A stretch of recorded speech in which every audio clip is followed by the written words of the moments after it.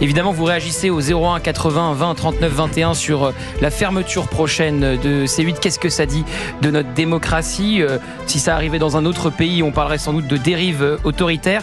Mais certains ont décidé de sortir du silence. On parlait du silence des macronistes. Il y a Carl Olive qui a tweeté cette semaine: quelle que soit l'opinion qu'on ait sur C8, sa disparition est une atteinte à la liberté d'expression et au pluralisme médiatique. Priver des millions de Français d'un média qu'ils ont choisi, c'est un dangereux précédent. Et derrière l'écran noir, 400 salariés se retrouvent sans emploi. C'est très important, Jules Torres, ce que dit Carl Olive. Il dit choisir à la place des Français, c'est dangereux.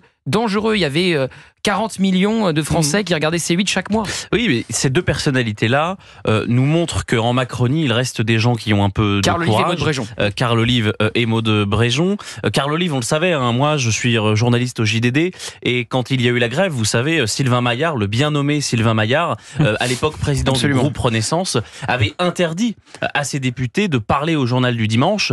Mais Carl Olive, il n'avait pas écouté les ordres de Sylvain Maillard. Il avait signé une tribune d'une page dans le premier numéro du JDD. Il avait été d'ailleurs menacé d'exclusion. Donc nous on le connaît, on le côtoie, on fait des interviews, on le reçoit sur les plateaux d'Europe 1 et de CNews. Donc on sait qu'il est courageux. Maud Bréjon, on le sait aussi. Souvenez-vous, pendant la campagne des Européennes, ça a été la seule en Macronie à dire, par exemple, qu'il y avait un lien entre insécurité et immigration. Et pour cela, elle a été, elle a eu des colibets en Macronie. Elle a eu pas des sanctions, mais en tout cas, il y a eu des rendez-vous qui ont été faits. Elle a été beaucoup critiquée en interne. Donc aujourd'hui encore, elle nous montre qu'elle est courageuse. Carl Olive nous montre qu'il est courageux. Et ils sont bien seuls en Macronie parce qu'en effet, vous avez raison de le dire, il y a plus de 100 députés. Il y a Gabriel Attal qui a fait la couve du JDD il y a 2 semaines, qui est reçu souvent et qui n'ont pas de mots sur l'élection de C8. Valérie. Oui, et au même titre que Maud Bréjon et que Carl Olive, et vous le disiez, toute la classe politique